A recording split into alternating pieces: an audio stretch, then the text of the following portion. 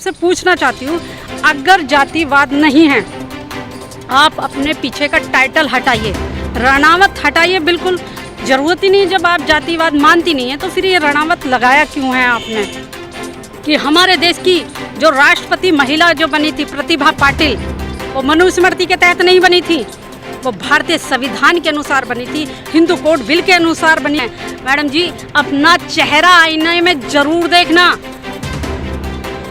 इसकी plastic surgery करते करते आप ये समझ रहे हो मैं बुढ़ापे में नहीं हूँ। मैडम जी, कुत्ते नहीं मूतेंगे उस शकल पे अगर हमारा SC/ST समाज आपकी मूवी ना देखे तो। आपको जानता जो आरक्षण और संविधान के खिलाफ एक बयान दिया है ट्विटर पर, क्या कहना चाहेंगे आप उस बारे में? आप सभी को पहले तो जय भीम, नमो बुद्धाय। जिस तरह से कंगना रणावत ने SC/ST और OBC मतलब के खिलाफ जो एक बयान दिया है, ख़ास तौर से उन्होंने कहा है कि अब देश में कोई जातिवाद नहीं है। फिर उन्होंने एक क्वेश्चन करा है कि ये जो भारतीय जो संविधान है, इसमें जो आरक्षण है, इसमें जातिवाद है। तो मैं रणावत जी से कहना चाहती हूँ कि मैडम जी, पहले आप अपना खुद का वो देखिए कि आपकी उम्र कितनी है और आपने प्लास्टिक सर्जरी करते करते करते करते अपने आप को इतने चेहरे को चमका लिया है। पहले आपने ऋतिक रोशन जी को बदनाम करा, फिर उसके बाद कितने फिल्मी स्टार ऐसे हुए, सभी पे आपने कुछ ना कुछ भद्दी टिप्पणी करी, आरोप लगाए। आप खुद को देखिए कि आप कौन सी कैटेगरी में खड़ी हैं, कहाँ खड़ी हैं। और जिस समाज की आप बात करते हो कि आज हमारे देश में कहीं जातिवाद नहीं है, तो मैं उनसे कहना चाहती हूँ कि मैडम जी, आप एक बार जो फिल्म इंडस्ट्रीज़ है उससे बाहर निकल के जो वर्तमान स्थिति इस देश की है या जाति व्यवस्था जो इस देश में है, आप उस चीज़ को ध्यान से देखिए। गांव में जाके देखिए, शहरों में जाके देखिए। और मैं आपसे पूछना चाहती हूँ, अगर जातिवाद नहीं है, आप अपने पीछे का टाइटल हटाइए, रणावत हटाइए, बिल्कुल ज़रूरत ही नहीं। जब आप जातिवाद मानती नहीं है तो फिर ये रणावत लगाया क्यों है आपने? कंगना रणावत नाम है आपका, रणावत हटाओ। इसका मतलब है आप प्रेशराइज करना चाहते हो समाज को। दूसरी बात, आप कहते हो कि कहीं भी जातिवाद नहीं है। आज मंदिरों के सामने बहुत सारे ऐसे बोर्ड लिखे हुए मिलेंगे जहाँ पे लिखा हुआ होता है शूद्रों का प्रवेश निषेध है। बहुत सी जगह लिखा हुआ होता है कि SC/ST OBC मंदिर में प्रवेश ना करें। अभी एक वसुंधरा गाजियाबाद का एक केस आया था जिसमें एक जनरल कास्ट की लेडीज़ है जो सिर्फ एक पड़ोस में प्लॉट लेके खरीद के बना रहा था। उसने कहा कि इसे बेचो। एक हरिजन, एक जाटव, एक चमार या ऐसी किस्म का आदमी मेरे पड़ोस में रहेगा, ये मुझे बर्दाश्त नहीं है। अभी के अभी से बेचो, आप इसे बनाओगे नहीं और ये भी किसी ब्राह्मण को बेचो। मैडम जी, ये जातिवाद नहीं है तो क्या है? फिर आप कहते हो कि आरक्षण से जो है जातिवाद फैला हुआ, संविधान में जो आरक्षण है। तो मैडम जी, आप पूना पैक्ट उठा के देख लेना, अगर आपको मिल जाता है कि गांधी जी का और बाबा साहब डॉक्टर भीमराव अम्बेडकर जी का पूना पैक्ट जो हुआ था, आखिर हुआ क्या था? आरक्षण नहीं है, ये प्रतिनिधित्व था। हमने तो अपने देश में, भारत में रहने पर हमने एक चीज़ मांगी थी, बाबा साहब डॉक्टर भीमराव अम्बेडकर जी ने जो गोलमेज सम्मेलन हुआ था कि हमें हमारी संख्या के अनुसार हमें प्रतिनिधित्व चाहिए, क्षेत्रफल चाहिए। तो गांधी जी उस पर क्यों रुके? क्यों उन्होंने अनशन किया? क्यों उन्होंने बराबर का अधिकार नहीं दिया? वो मुसलमानों को पाकिस्तान अलग बना के दे देते हैं, लेकिन वो अपने शब्दों में कहते हैं कि इस देश का जो SC/ST है, अगर वो अपना प्रतिनिधित्व अलग मांगता है तो मैं इसके पक्ष में नहीं हूँ।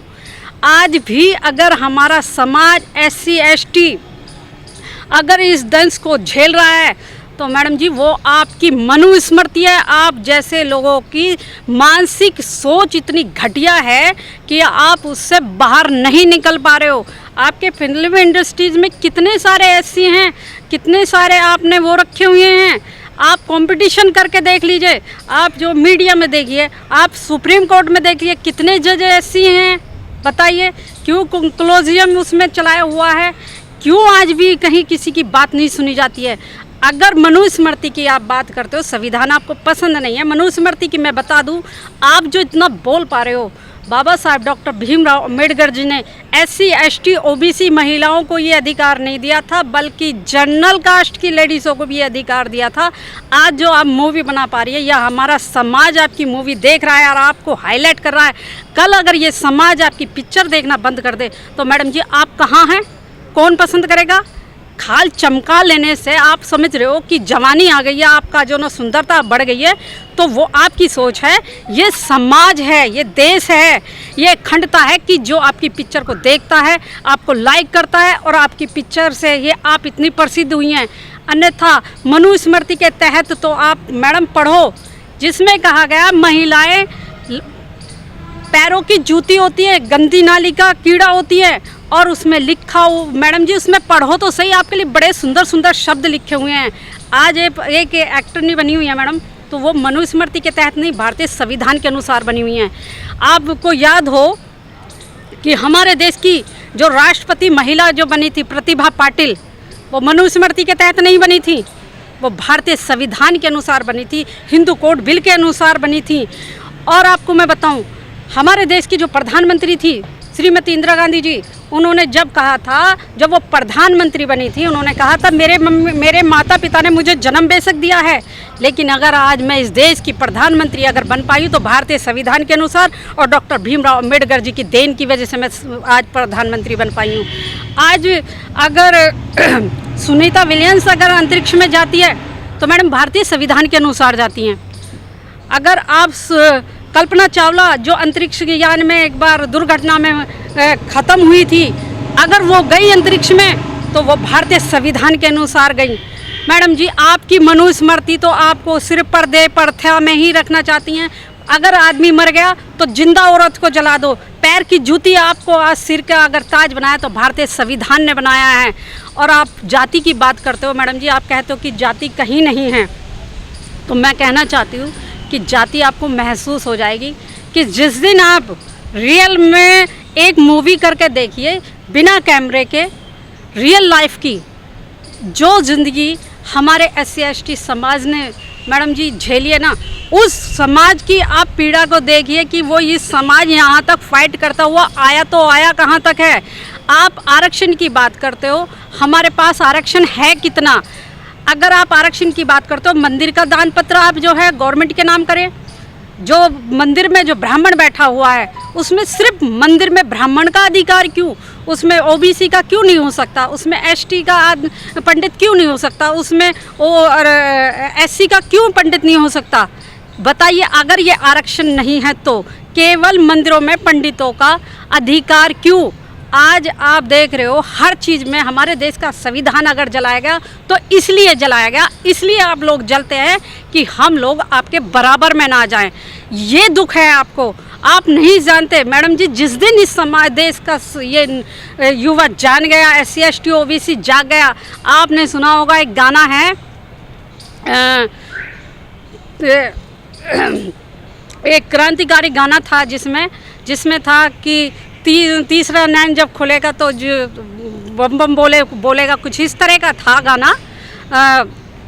तो मैं बता रही, तीसरी जो आँख जो थी, ये तीसरी आंख का मतलब ये है कि जिस दिन ये SC ST OBC जाग गया, अपने हक अधिकारों को समझ गया और इससे इस चीज़ की लालच पड़ गई कि मेरा हक अधिकार मंदिर में नहीं बल्कि संसद में है, संविधान में सुरक्षित है, तो मैडम जी आपको अपने घर के टॉयलेट खुद साफ करने पड़ जाएंगे। आपको पता पड़ जाएगा कि आपके घर में जो कपड़े ड्राइक्लीन होके आते, कपड़े धुल के आते, वो धोबी नहीं, आपको खुद धोने पड़ जाएंगे। आपके घर में जो मैडम आज आती है काम करने के लिए, उस दिन आपकी औकात समझ में आ जाएगी जब आपको अपने घर के झाड़ू पोछे खुद करने पड़ेंगे, आपको अपने घर की लैट्रिन खुद साफ करनी पड़ेगी। मैडम जी हम इस रास्ते से, हमारा समाज SC ST समाज निकला है, हमारा ऐसी समाज की आप पीड़ा समझ के तो देखिए। आरक्षण की बात करते हो, हम ये कह रहे हैं आरक्षण ख़त्म करो, लेकिन प्रतिनिधित्व हमें दे दो। हम अपने इस देश में प्रतिनिधित्व चाहते हैं संख्या के अनुसार। आप कह रहे हो जाति इस देश में नहीं है। जब अखिलेश जी इस मुख्यमंत्री थे उत्तर प्रदेश के, और वो अपनी सीट से जब गए थे और योगी जी की सरकार आई थी, तब योगी जी ने मुख्यमंत्री आवास को गोबर के मूत्र से, गाय के गोबर से, मूत्र से, और ना जाने नदियों के क्या क्या मंत्र जाप करके उसको शुद्धिकरण कराया था, जबकि अखिलेश की घरवाली खुद एक ठाकुर है और वो एक मुख्यमंत्री होने के बाद भी उसे ये झेलना पड़ा सिर्फ ओबीसी होने के नाते कि वो मुख्यमंत्री रहा, सिर्फ ओबीसी था इसलिए वो मुख्यमंत्री आवास धोया गया। तो मैडम जी, आप कैसे कह सकते हो कि इस देश में जातियां नहीं हैं? अगर जाति नहीं है तो आइए, जिस तरह से हमारे समाज की लेडीज़ दूसरों के घर में बर्तन मांजती हैं, दूसरे के घर में कपड़े धोती हैं, आया का काम करती हैं, हमारे भाई जो है समाज के, ऐसी समाज के, वाल्मीकि समाज के जो भाई हैं, आज भी वो गटर में कूद के, मैडम जी, जब गटर साफ करते हैं, आप उस गटर में उतर के देखिए और फिर हमारी पीड़ा को देखिए कि इस चीज़ को हम कहाँ तक कैसे कैसे झेलते हैं। आप बराबर की बात करते हो, कंपटीशन की बात करते हो, एकलव्य आप कैसे भूल जाते हो कि एकलव्य कौन थे? अंगूठा अगर कटा तो एकलव्य का ही क्यों कटा? गणेश की गर्दन जुड़ जाती है लेकिन एकलव्य का अंगूठा कटने के बाद भी नहीं जुड़ता। कंपटीशन तो भागे तो आप लोग भागे, आप लोग टाइटल हटाइए। इस देश की सबसे बड़ी विडम्बना है कि आप जैसे पढ़ी लिखी लेडीज़ होने के बाद भी जो भारतीय संविधान से सब अधिकार लेती है, भारतीय संविधान से आज एक्टर बनी हुई है, भारतीय संविधान के अनुसार मम्मी पापा के ज़मीन जायदाद में, ससुर के ज़मीन जायदाद में, पति की ज़मीन जायदाद में हिस्सा ले लेती है, तो ये संविधान की देन है। मैडम जी, अपना चेहरा आईने में ज़रूर देखना। इसकी प्लास्टिक सर्जरी करते करते आप ये समझ रहे हो मैं बुढ़ापे में नहीं हूँ। मैडम जी, कुत्ते नहीं मूतेंगे उस शक्ल पे अगर हमारा SC/ST समाज आपकी मूवी ना देखे तो। आपको जानता कौन था? अपनी औकात में रहें और दोबारा से अगर कोई ट्वीट करना या अपनी जबान खोलें तो सोच समझ के बोलना। ये बहुजन समाज है, ये आपको जवाब देना जानता है। जय भीम, नमो बुद्धाय सभी को।